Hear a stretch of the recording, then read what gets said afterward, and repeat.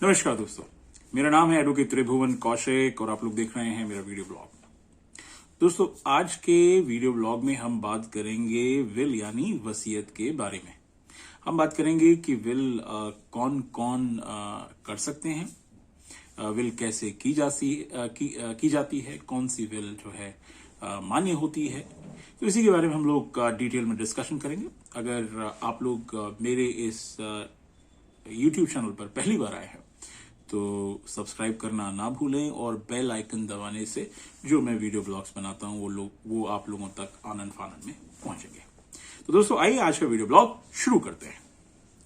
दोस्तों, Indian succession act 1925 की दफा 2H बात करती है कि विल बेसिकली होती क्या है। अब इसको आम बोलचाल की भाषा में मैं आपको एक्सप्लेन करने की कोशिश करता हूं। विल का मतलब है वसीयतनामा आप इसको कह सकते हैं। इसका मतलब है कि किसी भी हिंदुस्तानी नागरिक जो कि मुस्लिम ना हो, क्योंकि मुस्लिम्स के लिए उनके अपने पर्सनल लॉज हैं, उनकी प्रॉपर्टी को हैंडल करने के लिए वो लोग जो है अपनी वसीयत कर सकते हैं।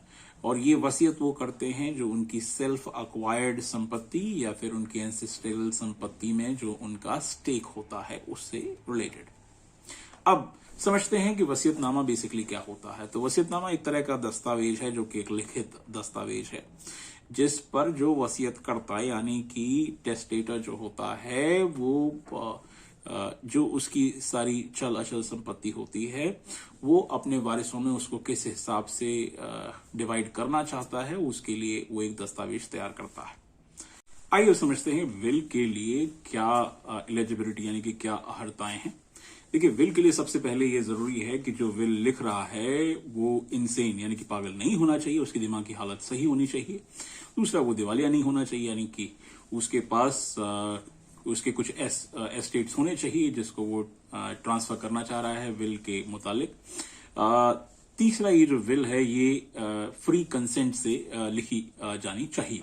अब आइए समझते हैं कि वसीयत कैसे बनाई जानी चाहिए। मेरी सलाह में वसीयत जो है एक लिखित वसीयत होनी चाहिए।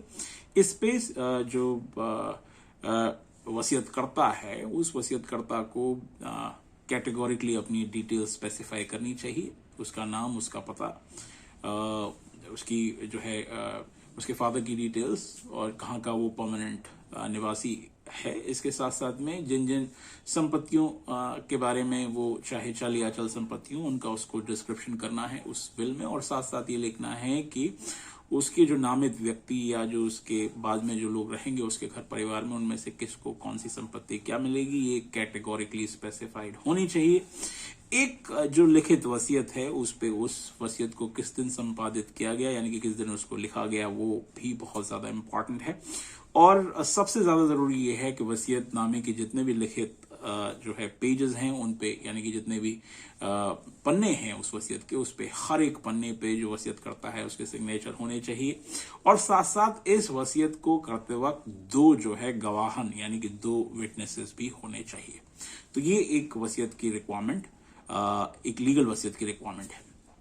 अब बात करते हैं कि क्या वसीयत लिखित या फिर जो है ये जो लिखित जो वसीयत है क्या इसका कोई भी रजिस्ट्रेशन कराना जरूरी है। जी हाँ, वसीयत का रजिस्ट्रेशन कराने से ये एक सॉलिड डॉक्यूमेंट होती है जो कि किसी भी तरह के फैमिली में आपके जाने के बाद में कोई अगर परिवाद होता है तो उसमें वो काम करती है और जो आपकी अंतिम इच्छा है उस वसीयत के थ्रू उसका निष्पादन होने में कोई यानी कि उसका एग्जीक्यूशन होने में कोई दिक्कत नहीं आती है। तो हमेशा याद रखिए कि आपको कोशिश करनी चाहिए कि आपकी वसीयत जो है लिखित होने के साथ साथ में जो है रजिस्टर्ड भी हो।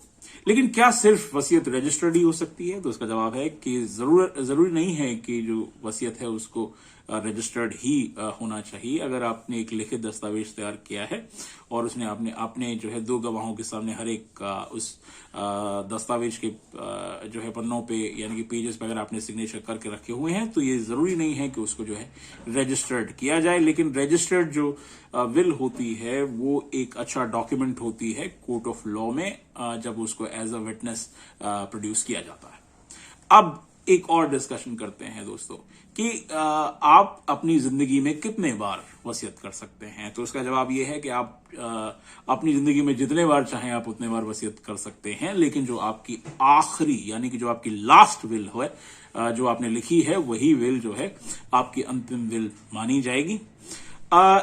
ये भी सवाल कुछ लोग करते हैं कि जो मैंने विल लिखी है मैं उसको क्या कैंसिल कर सकता हूं। हाँ, बिल्कुल आप उसको कैंसिल कर सकते हो भाई। अगर आप जो आपने विल लिखी है अगर आप उसको कैंसिल करना चाहते हो तो या तो आप कोई नई विल लिख सकते हो। जो आपने विल प्रिपेयर कर रखी है भाई आप उसको नष्ट कर सकते हो, यानी कि आप उसको डिस्ट्रॉय कर सकते हो।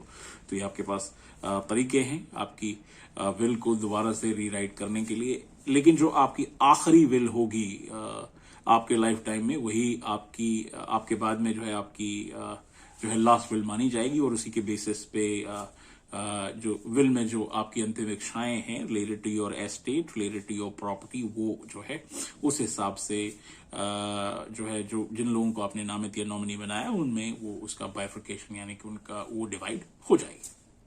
देखिए दोस्तों, ये कुछ बेसिक डिटेल्स हैं जो कि एक विल से रिलेटेड मैंने आप लोगों को प्रोवाइड की। मैं समझता हूं कि हमारा देश एक डाइवर्स देश है जिसमें हर किसी की अपनी अलग स्टेज है, जिसमें आप शायद आपके कुछ पर्सनलाइज क्वेश्चंस भी हों। तो in case if you have any personalise questions, इस पूरे वीडियो ब्लॉग के दौरान मेरी सोशल मीडिया डिटेल्स और मेरी कॉन्टैक्ट डिटेल्स यहाँ पर रही हैं, जिसमें आप मेरी टीम से संपर्क साध सकते हैं। मैं आपको एक बार फिर से बता दूं दोस्तों, विल करना एक बहुत ही महत्वपूर्ण काम है।